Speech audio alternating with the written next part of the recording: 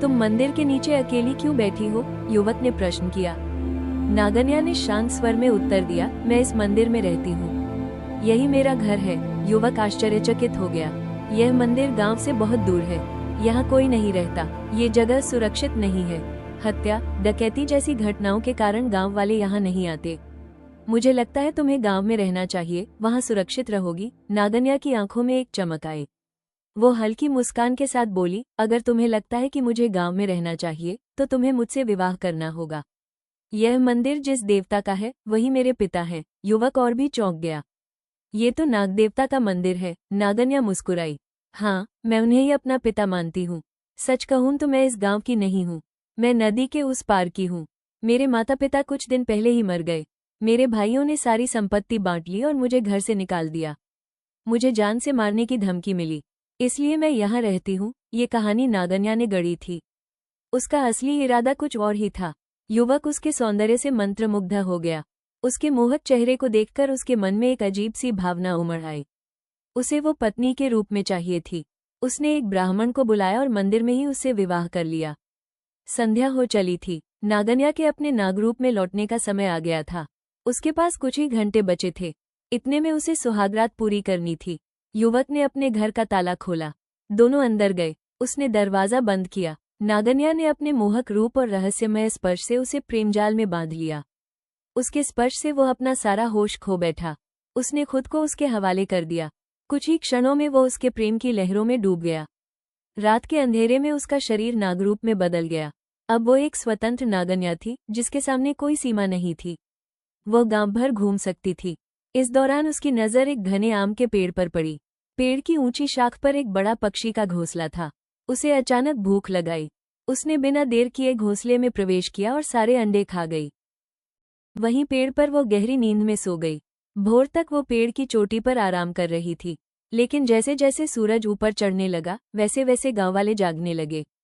उसके मन में एक ही डर घर करने लगा, अगर गांववालों ने उसे पेड़ पर बैठी लड़की के रूप में देखा तो वे उसे चुड़ैल समझकर मार डालेंगे, और अगर नागरूप में देखा तो सजा वही होगी। वो छिपकर बैठी, लेकिन अब ज्यादा देर पेड़ पर रहना संभव नहीं था।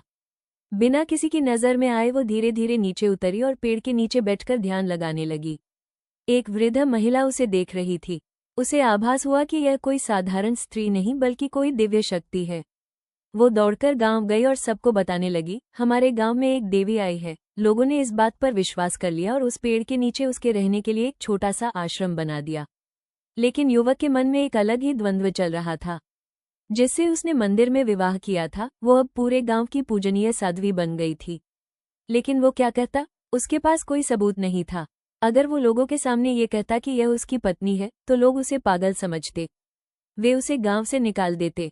गांववाले अभी भी पक्के नहीं थे कि यह साध्वी वास्तव में नागन्या है या नहीं। लेकिन गांव के एक अनुभवी तांत्रिक को शक हो गया था। उसने अपने कुछ विश्वस्त लोगों को सबूत इकट्ठा करने की जिम्मेदारी दी। धीरे धीरे कुछ लोगों को सच के टुकड़े मिलने लगे, मगर गांववाले अब उसकी भक्ति में इतने लीन हो चुके थे कि कोई भी उसके विरुद्ध बोलने की हिम्मत नहीं कर रहा था। अगर कोई कहता कि यह साध्वी ही नागन्या है तो लोग उसी को मार डालते। इसलिए संदिग्ध लोग चुपचाप सबूत जुटा रहे थे। साध्वी बनी नागन्या के मन में भी अलग ही तूफान उठ रहा था। पति से दूर होने के कारण वो व्याकुल थी। उसके शरीर में कामवासना और पति के प्रति आकर्षण उसे चैन नहीं लेने दे रहा था। उसने निश्चय किया, मुझे एक सेवक चाहिए। ये खबर गांव में फैलते ही कई पुरुष उसके सेवक बनने को आ गए। लेकिन उसे कोई नहीं चाहिए था।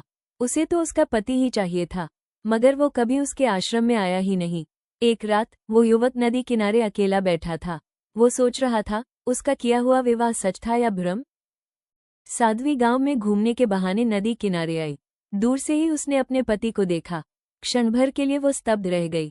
दोनों की आंखें मिली। क्षण भर सन्नाटा छा गया और अगले ही पल वो दौड़कर उसकी बाहों में समा गई। उसकी आंखों में उमड़ा प्रेम और व्याकुलता साफ दिख रही थी। राघव, उसने उसके नाम को अपने होठों पर लिया। रति, उसने भी हल्के स्वर में उत्तर दिया। उस रात उनकी मुलाकात केवल शब्दों तक सीमित नहीं रही, वो एक अलग ही रात थी। रति अधीर होकर बोली, राघव, तुम इतने दिन कहाँ थे? मैं तुम्हारे दर्शन के लिए बहुत व्याकुल हो गई थी। आज मेरी प्रतीक्षा समाप्त हो गई है। मुझे कसकर गले लगा लो। मेरे भीतर की कामवासना बहुत बढ़ गई है। कृपया उसे शांत करो। राघव के मन में मगर सवालों का तूफान मचा हुआ था। वो बोला, रति, पहले ये बताओ, तुम साध्वी कैसे बन गई? मैंने तुमसे विवाह करके तुम्हें गांव में लाया था। हमारे विवाह के दूसरे दिन मैंने कुछ रिश्तेदारों को घर बुलाया था, तुम्हारी उनसे पहचान करवाने के लिए। लेकिन अचानक ये सब हुआ। अगर ईश्वर को हमारी जोड़ी मंजूर नहीं थी, तो उसने हमारी मुलाकात क्यों कराई? क्या तुमने मेरा धोखा तो नहीं किया? मैंने सोचा था मेरे जीवन का स्वर्णकाल शुरू हो गया है, लेकिन मेरे सारे सपने इस नदी के पानी की तरह बह गए। जैसे यह नदी गांव के बाहर रहती है, वैसे ही तुमने खुद को परिस्थितियों से बाहर कर लिया है। अब हमारा मिलना संभव नहीं।